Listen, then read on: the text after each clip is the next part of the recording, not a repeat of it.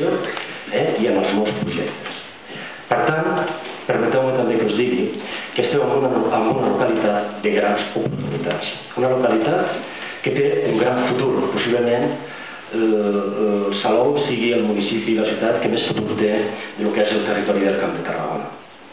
Dic això perquè estem en condicions de dir-ho. El que passa és que, com tot en la vida, s'ha de treballar. Nosaltres, des de l'administració, entenem i tenim molt clar que no podem fer les coses a soles. L'administració i el sector privat han d'anar de la mà. Entre vostès i nosaltres el que hem de fer és sumar sinergies, perquè és que si no estem tots abocats al fracàs.